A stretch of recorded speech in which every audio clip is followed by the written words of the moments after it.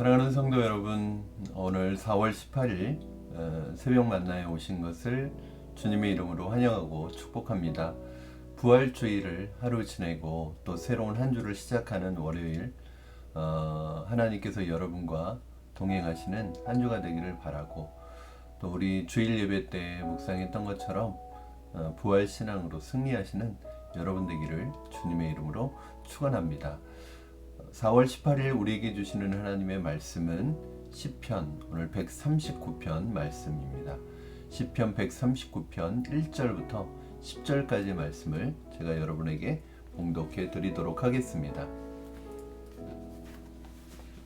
시편 139편 1절에서 11절 말씀입니다.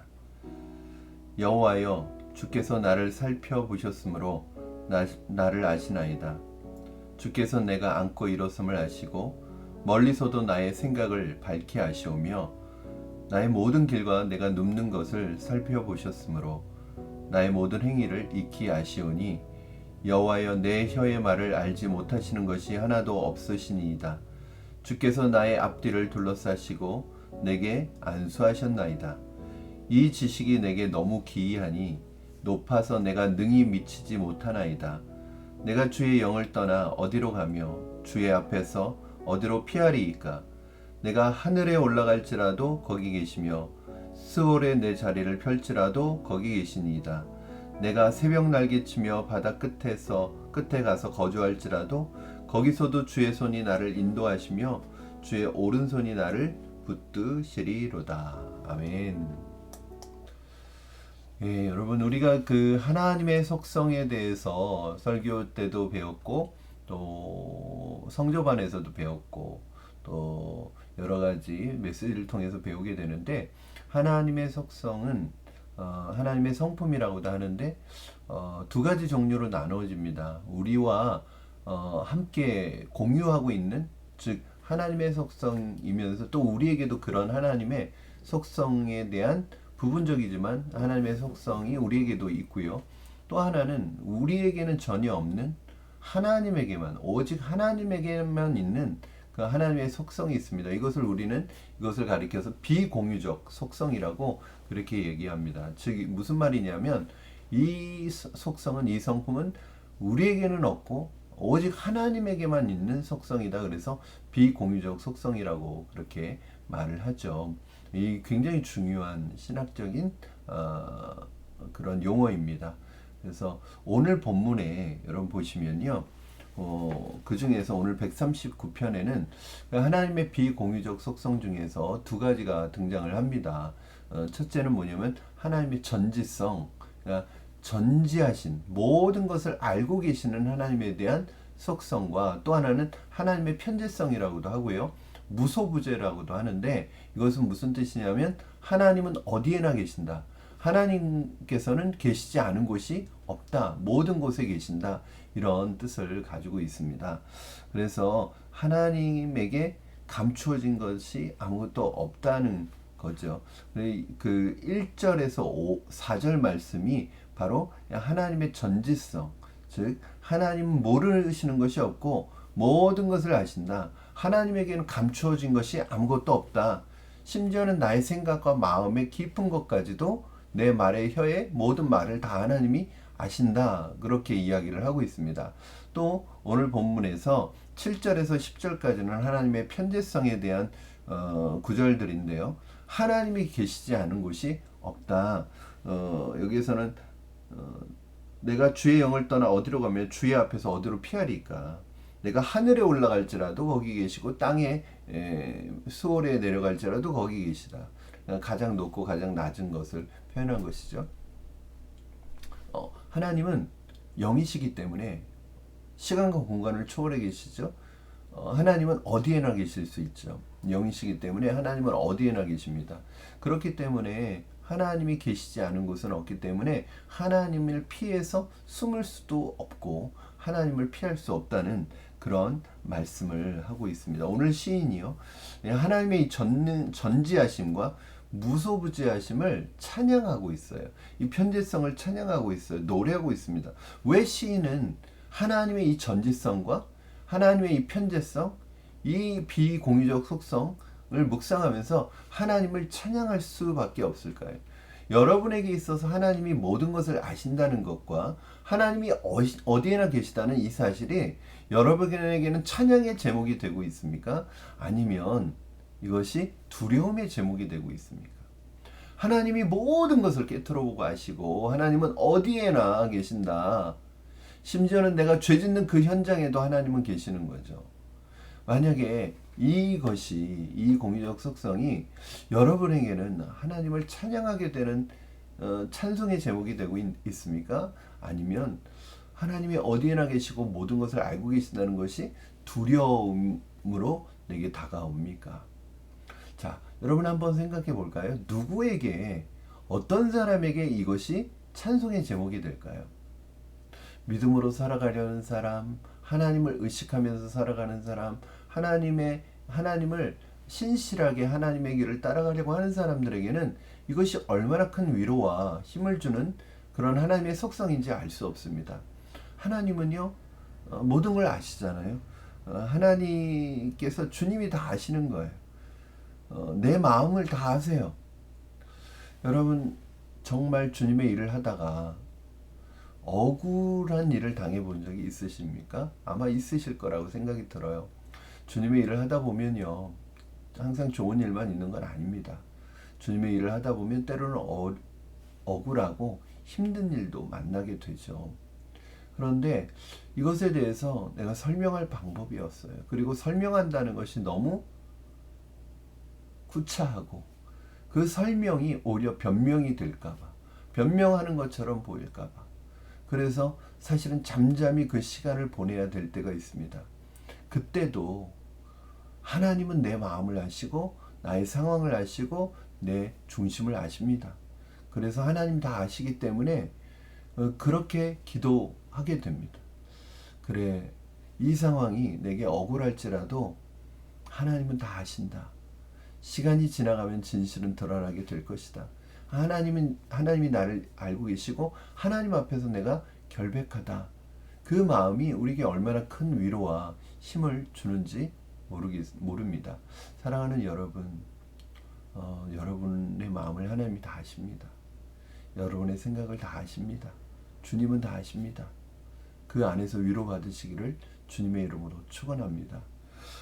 내가 이 편재성을 생각할 때 내가 힘들고 어려운 순간, 심지어는 사망의 음침한 골짜기를 걷는 것과 같은 힘든 상황에서도 하나님이 그곳에 나와 함께 계신다면, 그것을 알고 그것을 믿고 그것을 내가 경험한다면 여러분 어떻게 될까요?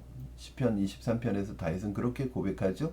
사망의 음침한 골짜기로 다닐지라도 내가 해를 두려워하지 않을 것은 주께서 나와 함께 하심이라. 주의 지팡이와 막대기가 나를 안위하시나이다.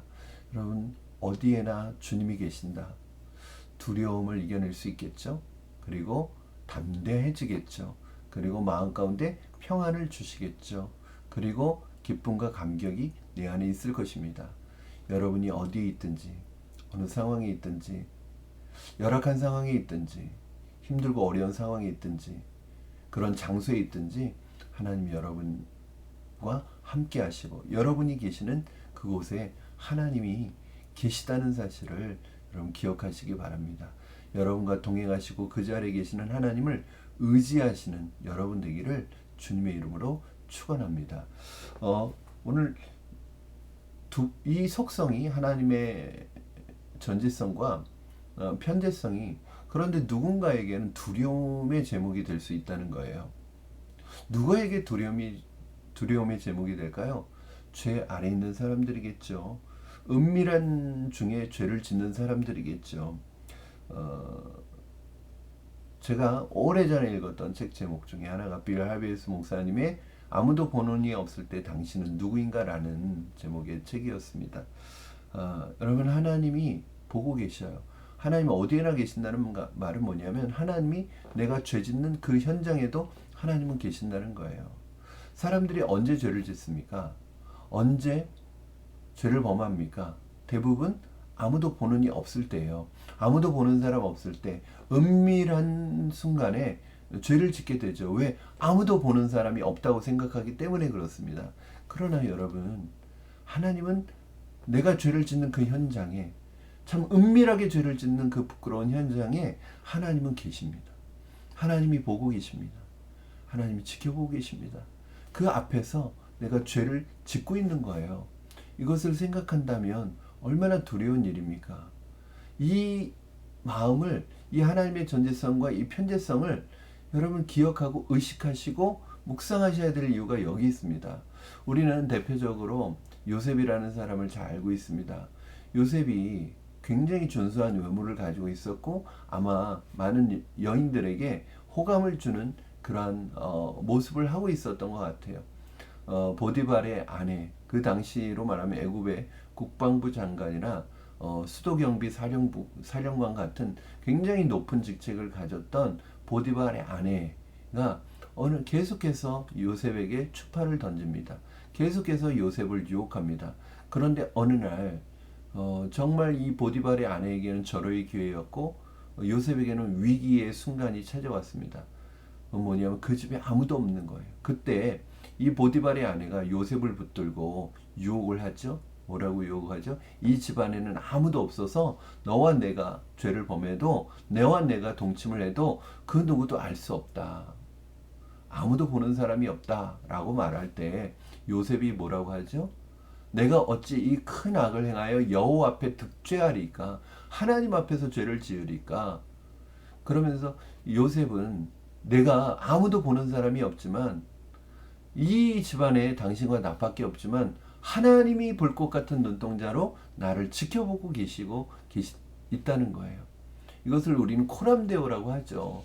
요셉은 사람의 눈이 아니라 하나님의 눈을 의식하고 있었고 하나님의 임재를 의식하고 있었습니다.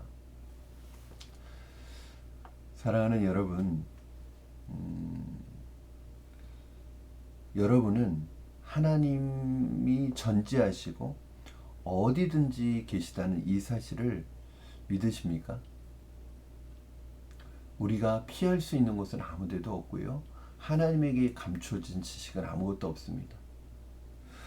그러므로 우리가 오늘 요셉처럼 정말 하나님 앞에 내가 서 있다. 하나님이 나와 함께 계신다. 하나님이 모든 것을 아신다.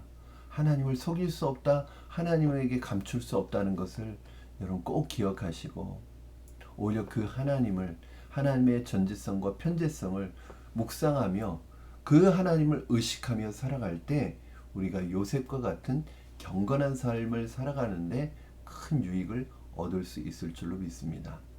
오늘 이 말씀이 저와 여러분 하루를 살아가는데 정말 하나님의 임재를 경험하는 말씀이 되기를 원하고 죄를 이기는 말씀이 되기를 주님의 이름으로 축원합니다. 이 말씀이 여러분과 저에게 큰 위로의 말씀으로 감사와 찬양의 말씀으로 다가오기를 주님의 이름으로 축원합니다. 만약에 이 말씀이 두려움으로 다가온다면 오늘 주님 앞에서 그 문제를 놓고 함께 기도하며 자백하고 고백하는 저와 여러분이 되었으면 좋겠습니다. 기도하겠습니다. 살아계신 하나님 아버지 감사합니다.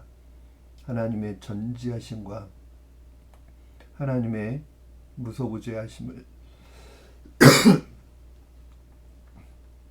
우리가 오늘 묵상하였습니다.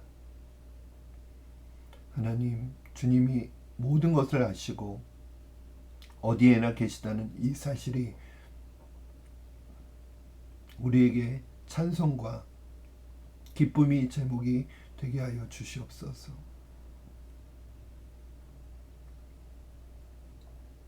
두려움의 제목이 되지 않게 하여 주시옵소서. 오늘 하루를 살아갈 때도 주님 우리와 동행하여 주시고 우리와 함께하여 주시고 고람되어 하나님 앞에서 우리가 살아갈 수 있도록 주님 도와주시옵소서. 오늘도 이 말씀 붙들고 믿음으로 살아가기를 원합니다.